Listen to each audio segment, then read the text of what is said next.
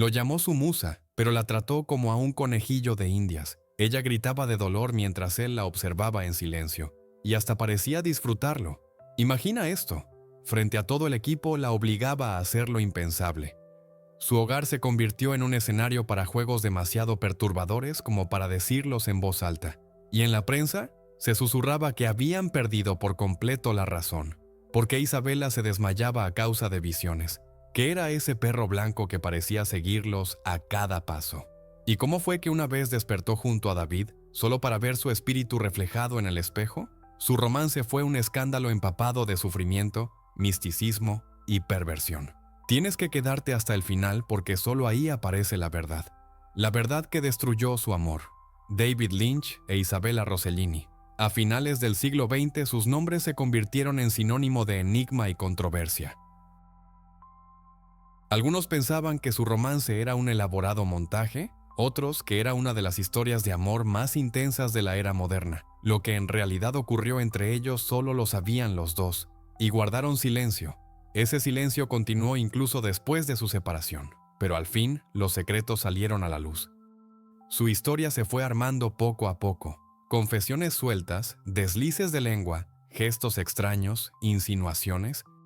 El director David Lynch y la actriz Isabella Rossellini parecían haber inventado un juego que rompía por completo las ideas tradicionales del romance. Sus intereses solo subrayaban lo inusual que eran como pareja. Isabella leía las cartas para mirar el futuro, mientras que Lynch se sumergía en el espiritualismo, el psicoanálisis y las enseñanzas esotéricas de los pueblos nativos de América. Una obsesión lo atormentaba en particular, el deseo de atravesar reinos donde el tiempo perdiera su poder. Más tarde, eso saldría a la luz en su serie de culto Twin Peaks, con el concepto de los misteriosos lodges blanco y negro, lugares que existen fuera de la realidad ordinaria. Su primer encuentro fue por casualidad, en una mesa compartida de un restaurante en Nueva York. Lo que llamó la atención de Lynch no fue Isabella en sí, sino su vestido rojo brillante, como si tuviera vida propia. Para Lynch, un maestro de los símbolos, el color siempre tenía un significado especial. Sin preámbulo alguno, dijo, «El rojo es droga», y dejó esas palabras suspendidas en el aire, y ese fue apenas el inicio de la rareza. En lugar de explicarse, se perdió en su propia filosofía. Lynch creía en el poder de los sueños e insistía en que cada persona es mucho más compleja de lo que aparenta a simple vista. Solo hace falta mirarla desde el ángulo correcto, aquel en el que los actos cotidianos pierden su simplicidad trivial y adquieren una profundidad simbólica. Añadió que percibía en Isabella una cierta corrupción, que ella misma siempre atribuía a una inocente curiosidad. La conversación se alargó y pronto descubrieron cuánto tenían en común. Lynch se sentía atraído por el fatalismo, lo que aseguraba ser la herencia de una tatarabuela con sangre maya, que le daba a su fe un tinte místico. Su charla extraña, casi febril, atrapó a Isabella. Era evidente que él no sabía coquetear en el sentido habitual. Intuyendo sus gustos, Isabella se atrevió a decir, «Seguro te gustan los horóscopos». «Adivinaste», respondió él con sequedad. Cuando salieron del restaurante, un enorme perro blanco se cruzó en su camino. Caminó directo hacia Lynch, se frotó contra sus piernas y siguió su camino con calma. Asustada, Isabella preguntó, «¿Ese perro es tuyo? ¿Lo conoces?» «No», contestó Lynch. «Ese es nuestro destino». Ella quiso responder con una broma en el mismo tono filosófico, pero se dio cuenta de que él hablaba sobre todo para sí mismo, casi sin percatarse de su presencia. ¿Qué había detrás de ese encuentro enigmático? Más tarde, recordando su primera impresión de David, Isabella lo describió como un buen chico con madera de maniático, una combinación que encajaba perfectamente con sus películas. Lynch, por su parte, quedó especialmente fascinado con su boca. ¡Qué combinación! Esos dientes blancos y duros con unos labios tan suaves y tiernos. Ella solo había visto semejante contradicción y sensualidad oculta en el Marqués de Sade. Incluso notó la pequeña muesca en su diente frontal, cicatriz de una pelea infantil con su hermano. Ese detalle solo intensificó su extraña atracción. Para Lynch, aquel encuentro no tuvo mayor importancia.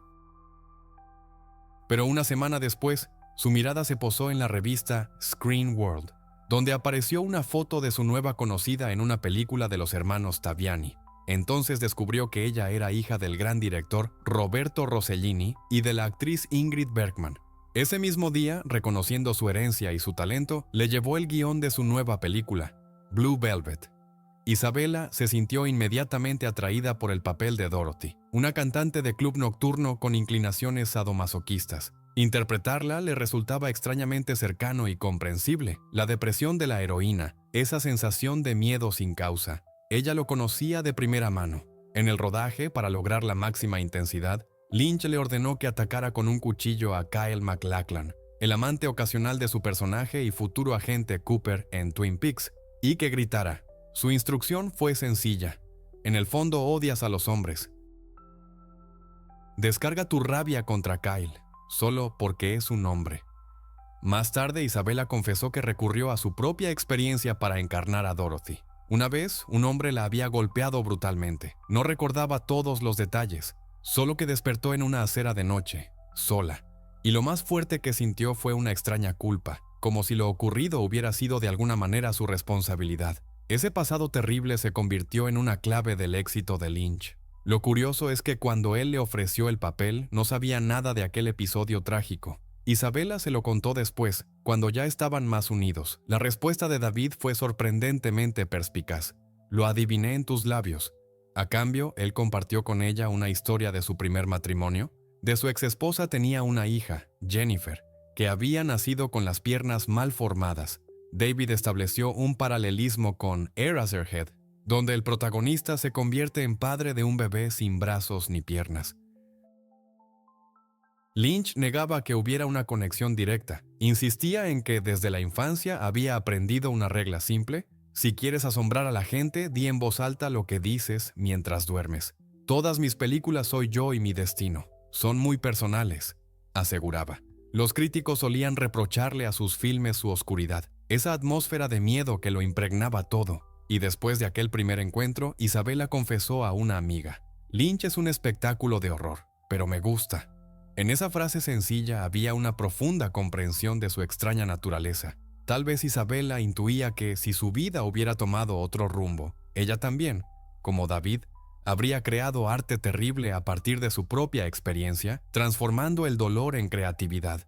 Lo único que no podía comprender eran sus repentinos silencios, cuando parecía desconectarse a mitad de la conversación y perderse en su mundo interior. Durante el rodaje de Blue Velvet, incluso le preguntó a la secretaria del estudio si eso le ocurría también con otras personas. La mujer se puso nerviosa y esquivó la respuesta. Un día, Isabella decidió guardar silencio durante una hora entera. Lynch se sentó frente a ella, atento a su mutismo, pero su mirada delataba que viajaba por dentro de sí mismo. Por primera vez a Isabella aquello le pareció romántico, un enigma más en su relación. Se fueron acercando en el set, donde la línea entre la realidad y la ficción se desdibujaba sin cesar. Isabella no imaginaba lo que le esperaba. En una de las escenas, su compañero Dennis Hopper, siguiendo las instrucciones de Lynch, le causó un dolor real. Cuando ella intentó gritar, él le metió en la boca una tira de terciopelo azul, arrancada del borde de su bata.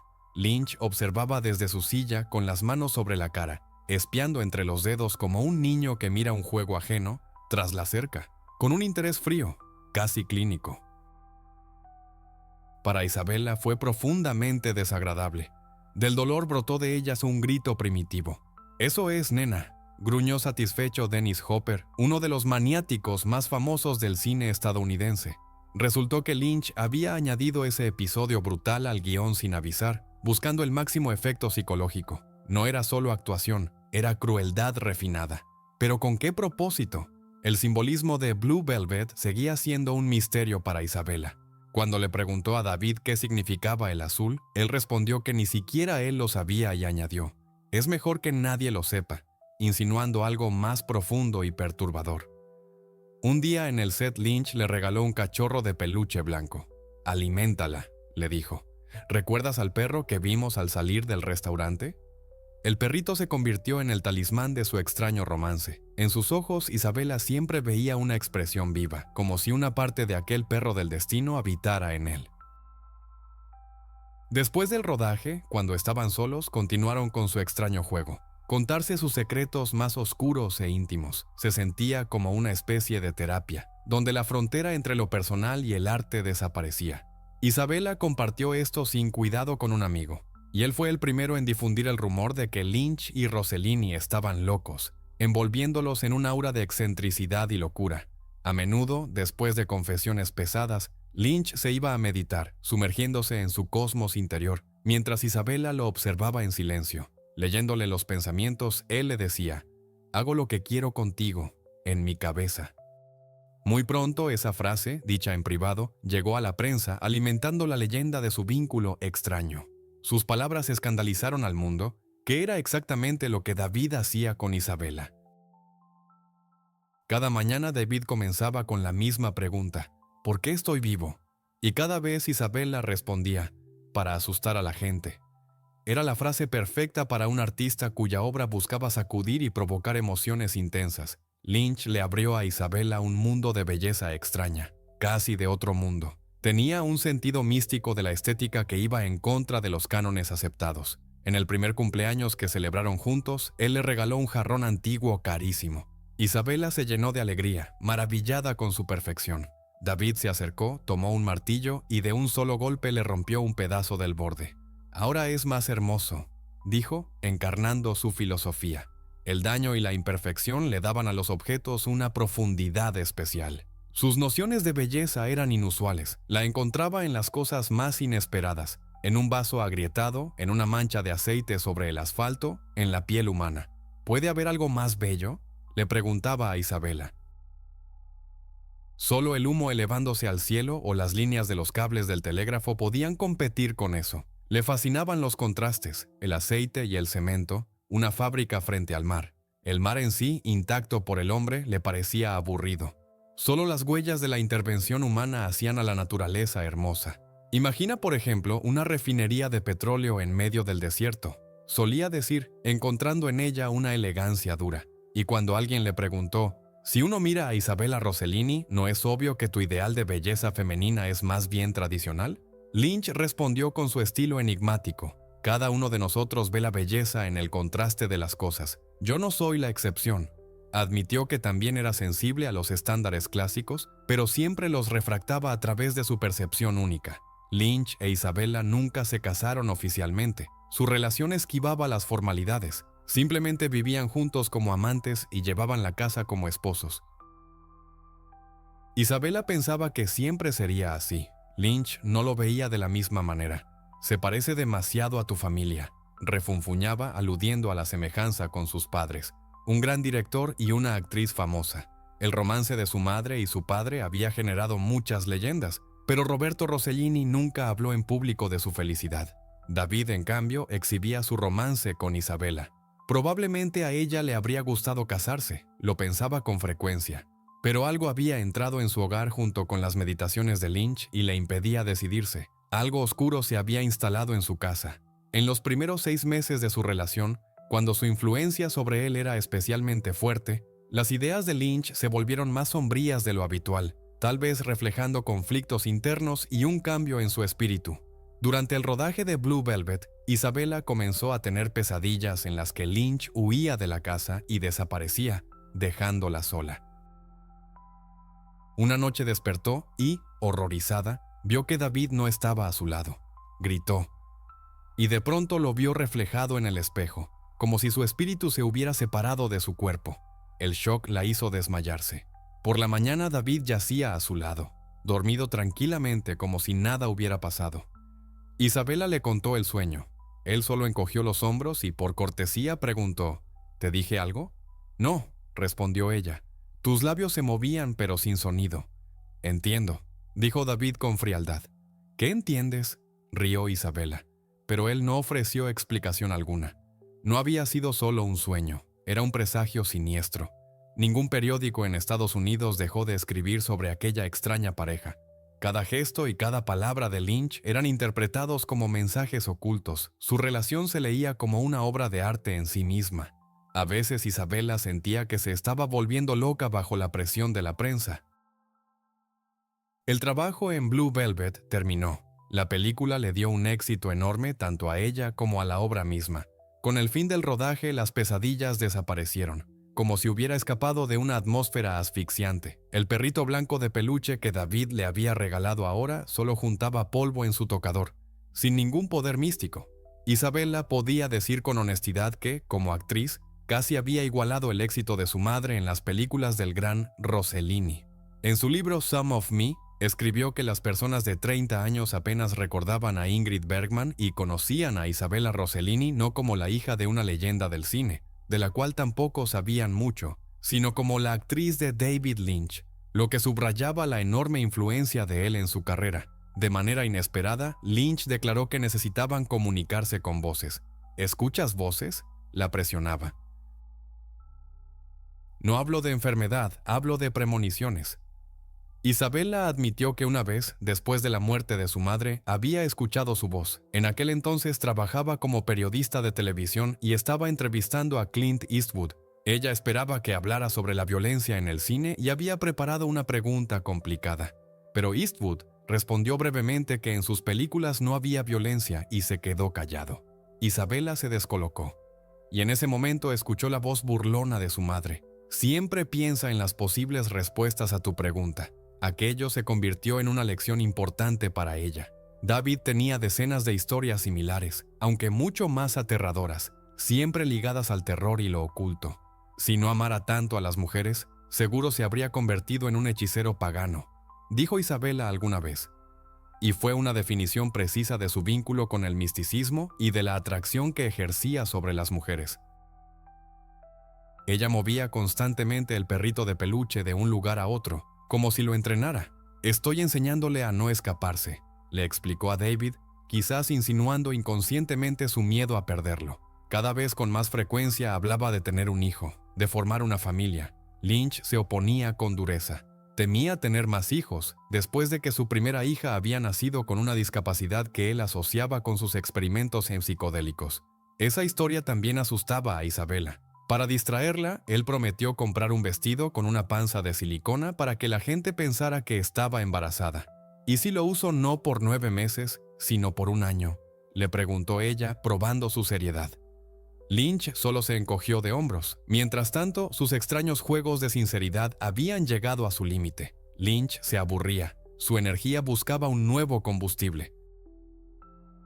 Los periódicos aseguraban que una nueva Julieta vivía con un Romeo cuyas fantasías estaban lejos de ser sanas, y subrayaban la locura de todo aquello. Cansada del ruido y de la excentricidad, Isabella anhelaba un cambio. Pensaba seriamente en escribir, en unas memorias que le ayudaran a darle sentido a esa experiencia única. Un día, al volver de la tienda, vio otra vez a un perro blanco en el patio, el mismo que una vez se había cruzado en su camino. Lo tomó como un mal presagio. El perro la miró, se dio la vuelta y salió corriendo. Isabella perdió el conocimiento. Los periodistas, por supuesto, no dejaron pasar la oportunidad de inflar la noticia, mitificando aún más su historia. Un par de días después, descubrió con horror que su propio perrito de peluche, el regalo de David, había desaparecido. Corrió a preguntarle, pero él murmuró con fastidio que lo dejara en paz e ignoró su alarma.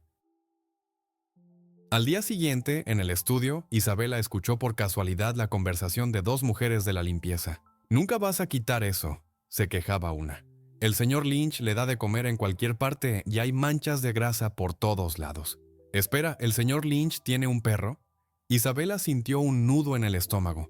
«Sí, todo el mundo lo sabe. Tiene un perro grande y blanco. Siempre está con él». «Pero nadie lo ha visto en 5 días. ¿No lo sabía, señora?» Isabella no dijo nada. Conmocionada, salió apresurada. De regreso a casa, mientras David estaba ausente, hizo las maletas a toda prisa. Pidió un taxi y se marchó. Para siempre. Mientras el coche se alejaba, creyó ver a David en el umbral. Se había cubierto el rostro con las manos y la miraba entre los dedos, como si estuviera rodando una escena más de su propia película. Así terminó su enigmático romance, dejando tras de sí solo preguntas y una leyenda.